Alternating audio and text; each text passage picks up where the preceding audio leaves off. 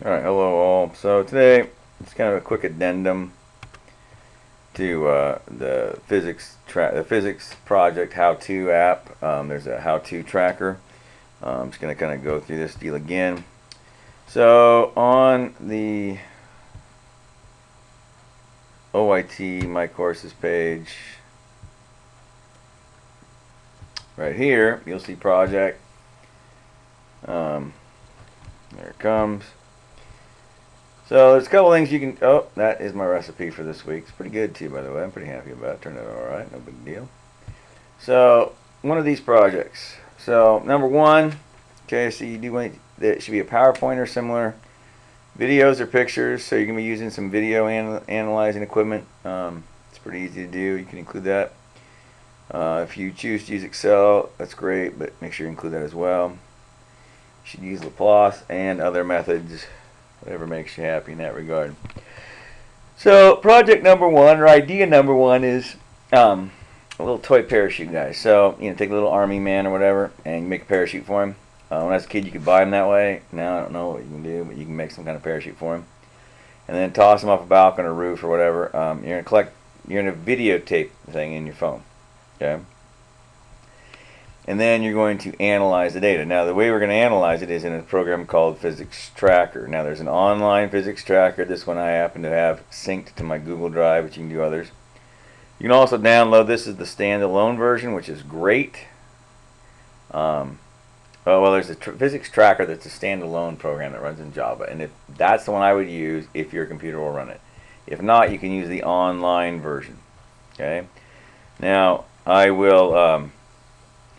I also have a video posted right next to this one, or I'll email it out with this one that looks identical. Okay. It looks identical to this, but this is what happens in Java. And anyway, it tells how to run the program. This is exactly identical, so the only difference is this runs through the browser. The only thing I've had an issue with this a little bit that I can think of is if you don't upgrade, you can't save it. Not the end of the world. Because if you do all your work at one time, it's just fine. Number two issue that I've had with it is, you have to put everything up into your Google Drive or somewhere to get up and upload it and open it. And that's at least where I've been messing with it, and find that just a little obnoxious. So, but if that's the case, then you simply come in here. The video is actually in your OIT, if I can find it, right here. And under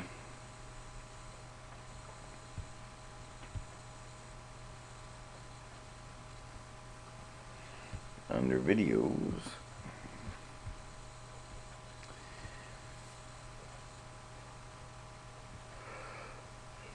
come on, Betsy, let's go. Under old videos, there's a physics tracker how-to app, or video rather. So tracker how-to, I think it's called, if I can find it.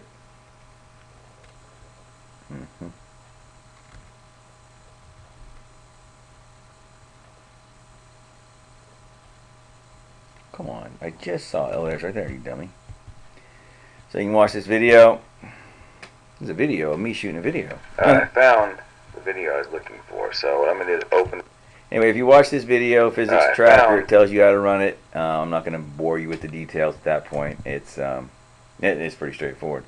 So what you're going to do is you're going to analyze it. You're going to analyze whether this should be more, where the acceleration is, or dx, where dvdt is closer. Does it more closer resemble cv squared or cv?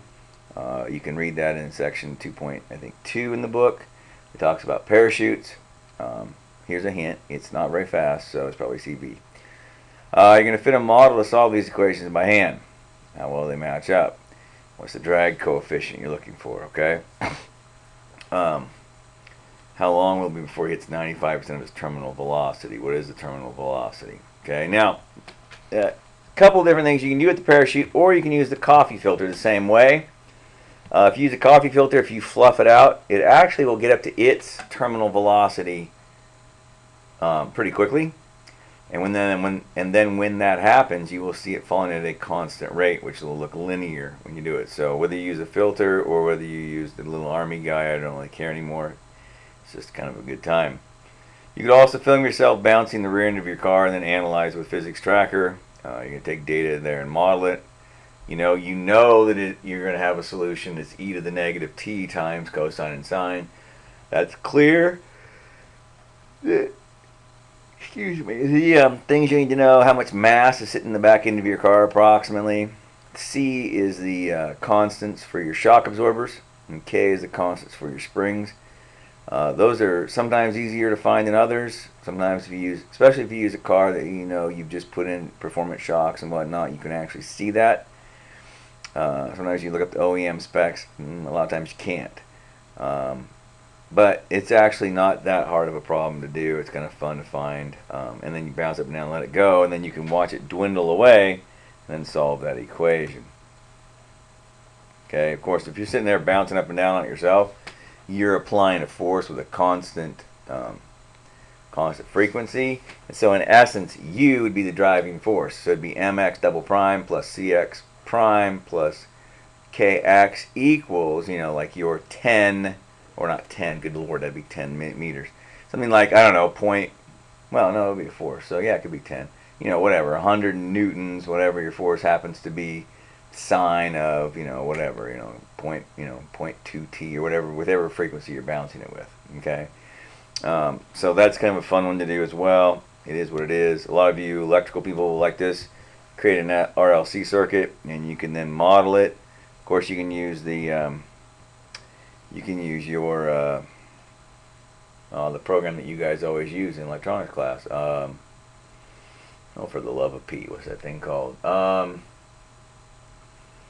LT Spice. Yes, you're more than welcome to help use that as well. I want to see how it works out. I want to see how it works with that as well. Using, for instance, driving it with a AC generator or whatever.